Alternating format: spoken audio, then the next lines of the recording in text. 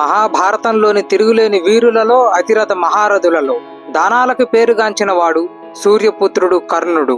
దాన వీర సోర కర్ణ అని పేరుగాంచిన అతనికి ఆకలేస్తే తినడానికి తిండి, దప్పిక తీర్చుకోవటానికి నీరు దొరకని పరిస్థితి ఏర్పడింది. ఇలా అసలు ఎందుకు జరిగింది?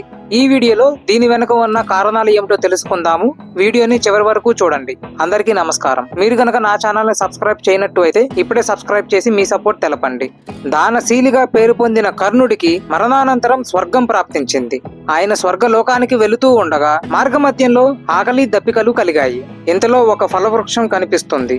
అమ్మయ్య అనుకుని పండు కోసుకుని తిందామని నోటి ముందు పెట్టుకుంటాడు. అంతే, ఆశ్చర్యం, ఆ పండు కాస్త బంగారం ముద్దగా మారిపోయింది. ఆశ్చర్యపోయిన కర్ణుడు సరే ఏముంది, వేరే చెట్టు పండు కోసుకొని తిందాంలే అని అనుకుంటాడు. కానీ విచిత్రం, ఆ చెట్టుకున్న పండ్లే కాదు, మిగతా ఏ చెట్టు పండ్లు పోయిపోయినా అదే అనుభవం ఎదురైంది. సరే ఇలా లాభం లేదు అని కనీసం దప్పికైనా తీర్చుకుందాము అని సెలయేటిని సమీపించి దోసిట్లోకి నీటిని తీసుకుని నోటి ముందుంచుకుంటాడు. మళ్ళీ విచిత్రం, ఆ నీరు కాస్త బంగారం నీరుగా మారిపోయింది. సరే వీటన్నిటితో ఎందుకులే, స్వర్గానికి వెళ్ళాక చూసుకుందాము అని అనుకుంటాడు. స్వర్గానికి వెళ్ళాక అక్కడ కూడా ఇదే పరిస్థితి.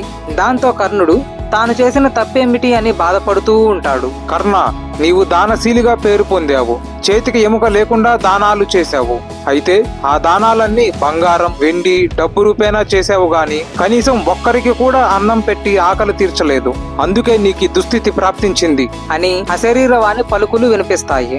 తప్పేమిటో తెలుసుకున్న కర్ణుడు తన తండ్రి అయిన సూర్యదేవుని దగ్గరకు వెళ్లి పరిపరి విధాలా బాధపడగా ఆయన కోరిక మేరకు దేవరాజైన ఇంద్రుడు కర్ణుడికి ఒక అపురూపమైన అవకాశం ఇస్తాడు.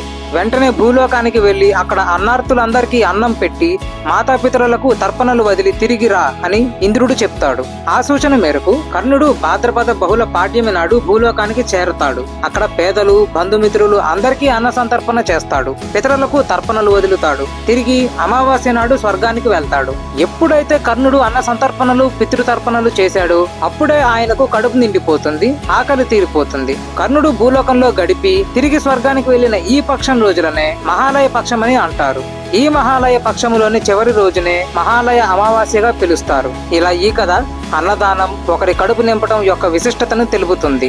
వీడియోని చివరి వరకు చూసినందుకు ధన్యవాదాలు. ఈ వీడియో గనక మీకు నచ్చినట్టు అయితే లైక్ చేయండి, మీ ఫ్రెండ్స్ అండ్ ఫ్యామిలీకి షేర్ చేయండి. ఇటువంటి మరిన్ని వీడియోస్ కోసం మా శేషసాయి అఫీషియల్ యూట్యూబ్ ఛానల్ ని సబ్స్క్రైబ్ చేయండి. మీ సలహాలు, సూచనలు, అభిప్రాయాలు కింద కామెంట్స్ సెక్షన్ లో తెలపండి. జై హింద్.